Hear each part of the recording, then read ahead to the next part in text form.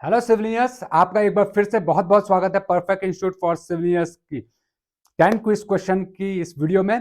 Perfect institute for civilians अपने सभी students को, चाहे वो टेक्निकल हो चाहे वो नॉन टेक्निकल, देते हैं टेक्निकल सपोर्ट के साथ में टेक्निकल एंड प्रैक्टिकल स्किल्स भी। दोस्तों, आप इंडिया में नहीं, इंडिया से बाहर से भी कहीं से भी परफेक्ट इंस्टीट्यूट फॉर सिविलियंस को ज्वाइन करके खेल खेल में करो इंटरव्यू या कंपटीशन की तैयारी। आज हमसे जो है हर रोज जुड़ सकते हैं। डेली 5 PM पे हम लोग यहाँ पर आते हैं आपके लिए कुछ क्वेश्चंस लेके, जो कि आपको हेल्प करने वाले हैं आपके इंटरव्यू और कॉम्पिटिटिव एग्जाम्स में। दोस्तों, आज परफेक्ट इंस्टीट्यूट फॉर सिविलियंस बहुत ही इंपॉर्टेंट क्वेश्चंस लेके आया आपके लिए। बहुत इंपॉर्टेंट है, बहुत इंपॉर्टेंट क्वेश्चंस। 10 ऐसे क्वेश्चन जो आपको हेल्प करेंगे आपके फ्यूचर में। दोस्तों, इस वीडियो को अंत तक जरूर देखिएगा। वीडियो पसंद आए लाइक जरूर कीजिए, चैनल को सब्सक्राइब करना ना भूलिएगा, क्योंकि परफेक्ट इंस्टीट्यूट फॉर सिविलियंस ऐसे ही कॉम्पिटिटिव एग्जाम्स और इंटरव्यू की प्रिपरेशन को क्वेश्चन आपके लिए लाता रहता है हर शाम 5 बजे। तो दोस्तों, आज के पहला क्वेश्चन देखते हैं कि आज 6 डे है दोस्तों, 5 क्लासेस ऑलरेडी हो चुकी हैं। 6 क्लासेस में पहला क्वेश्चन है minimum diameter of longitudinal bar in a column. Longitudinal bar मतलब क्या होता है दोस्तों? अगर आपका ये कॉलम है तो इसमें जो हम लोग वर्टिकल बार्स डालते हैं, these are called longitudinal bars. तो क्या मिनिमम डायमीटर होना चाहिए लॉन्गिट्यूडनल बार का? 4 mm, 8 mm, 12 mm या फिर 16 mm? दोस्तों, उम्मीद करते हैं आपको इसका आंसर आता होगा। अगर आता है तो वेल एंड गुड है, टाइप कीजिए हमारे कमेंट बॉक्स में और बताइए आपने पहला क्वेश्चन का आंसर क्या लिखा है। पहला क्वेश्चन का आंसर आप जरूर लिखिएगा, इस ढंग से लिखिएगा, फर्स्ट ब्रैकेट में इसका आंसर। तो ठीक है दोस्तों, इसका आंसर हम आपको बता देते हैं। 12 mm is the right answer of the कि मिनिमम जो वर्टिकल बार का डायमीटर होना चाहिए फॉर कॉलम्स में वो 12 mm का होना चाहिए। The question second is the finest modulus of fine aggregate is in the range of the fine modulus of fine aggregate की फाइन मॉडुलस किस रेंज में होनी चाहिए दोस्तों? Options are 2.2 to 3.5, 3.5 to 5, 5.5 to 7 या 7 टू 10। उम्मीद करते हैं दोस्तों आपको इसका आंसर जो है दोस्तों आता होगा। अगर आता है तो वेल एंड गुड है, अगर नहीं आता है तो दोस्तों इसका राइट आंसर है 2 to 3.5। These are the very very important question.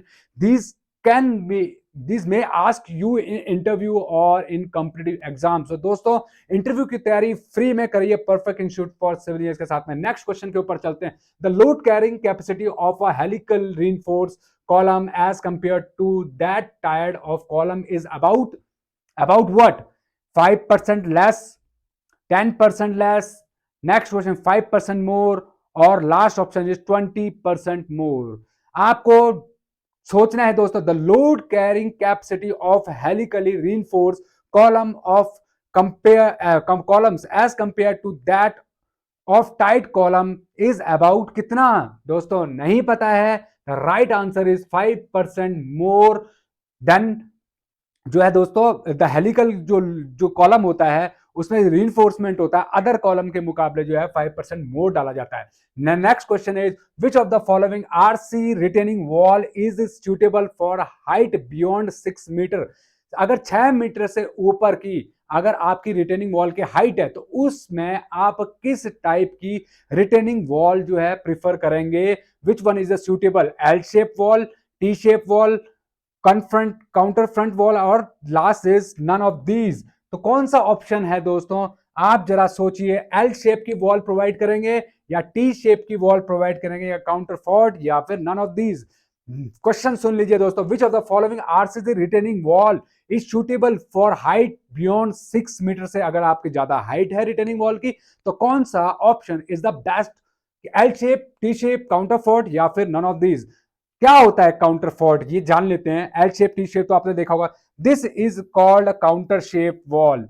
ठीक है दोस्तों, तो this is the right answer is counterfort wall we use for the wall retaining wall height exceed 6 metre. ठीक है दोस्तों, this is a counterfort wall, this is a counterfort wall. इस type की retaining wall हम लोग provide करते हैं। Next question is to minimise the effect of the differential settlement और the area of footing should be design for the minimum effect of differential settlement. The area of footing should be designed for dead load, live load plus dead load plus fraction of live load, और none of these। किस type की हम footings जो है दोस्तों provide करेंगे to minimise the differential settlement of the footing के लिए?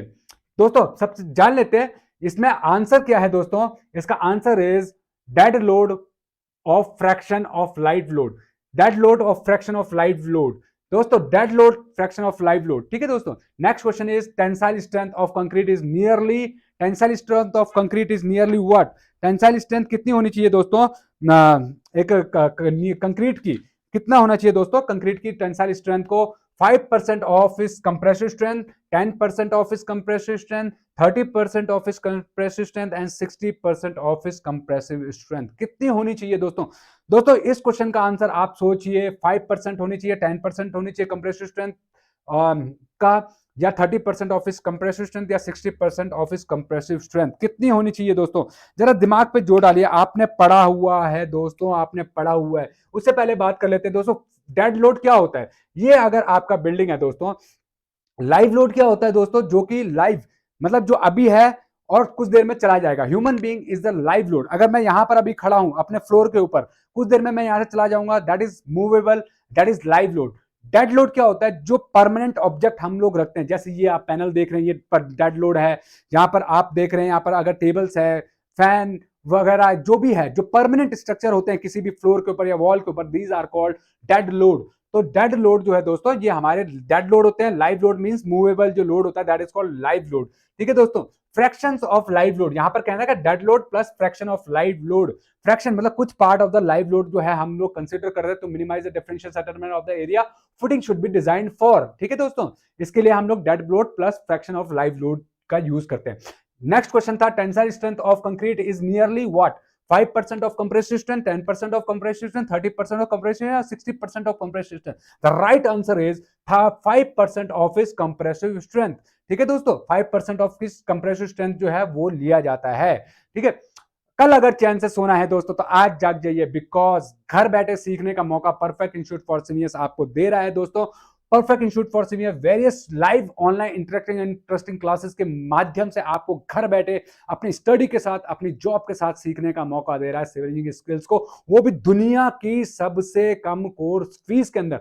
दुनिया की सबसे कम कोर्स फीस के अंदर आप फ्रेशर हैं, वर्किंग है, फ्रीलांसर, कंस्ट्रक्टर, कंसल्टेंट का काम करते हैं, आप सीख सकते हैं सिविल इंजीनियरिंग स्किल्स को इंडिया और गल्फ के पैटर्न के बेस पे दोस्तों। ऑटोकैड और एक्सेल इसमें जो है दोस्तों एड ऑन फीचर्स हैं। आप सीख सकते हैं कंप्लीट क्वांटिटी सर्वे, जिसमें एस्टिमेशन, बिलिंग, टेंडरिंग, बारबारी, rate review, valuation, variation, reconcile, online tendering, offline tendering, सब कुछ सिखाया जा रहा है। A to Z about the quantity serving is only in 399 rupees में आप अपने घर बैठ के सीख सकते हैं। आज हमारे स्टूडेंट कहते हैं दोस्तों, सर जी इतना तो हम, इससे महंगा तो हमारे को मोबाइल रिचार्ज पड़ा जितने में आप ये क्वांटिटी सर्विंग कोर्स करा रहे हो। तो दोस्तों आप भी सीख सकते हैं अगर आप एक डिप्लोमा बीटेक सिविल इंजीनियर्स हैं। आप 60 डेज की लाइव ऑफलाइन जो है लाइव ऑफलाइन या फिर ऑफलाइन क्लासेस को ज्वाइन कर सकते हैं।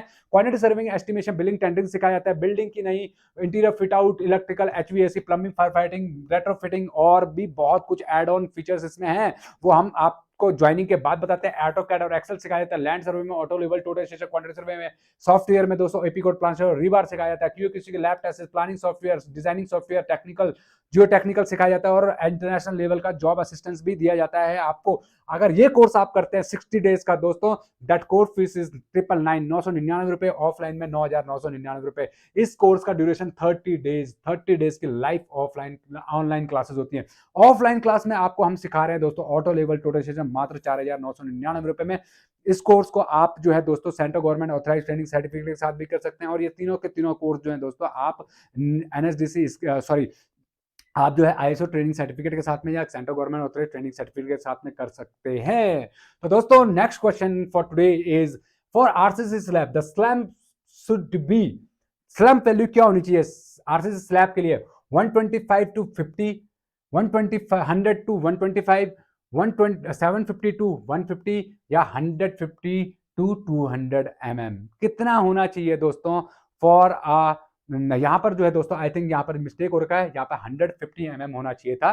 कितना होना चाहिए slab for RCC slab?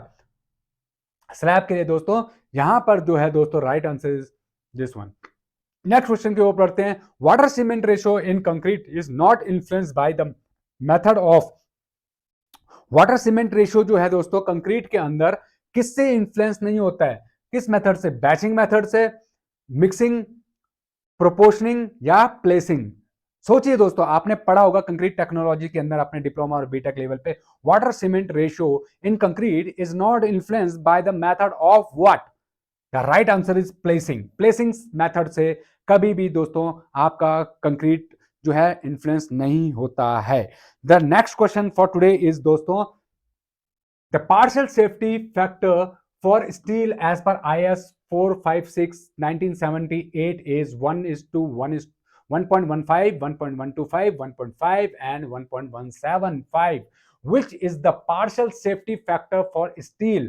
Partial safety factor for steel is 1.15। याद रखिएगा दोस्तों, बहुत इंपॉर्टेंट क्वेश्चन है। अब चलते हैं आज के लास्ट एंड फाइनल क्वेश्चन के ऊपर, which is very important. Which of the following act as accelerator for concrete? Accelerator, acceleration, गाड़ी में जैसे गियर डालते हैं, एक्सेलेरेट करते हैं, क्लच रेस देते हैं, that is called accelerator. Concrete में कौन सा होता है एक्सेलेरेटर?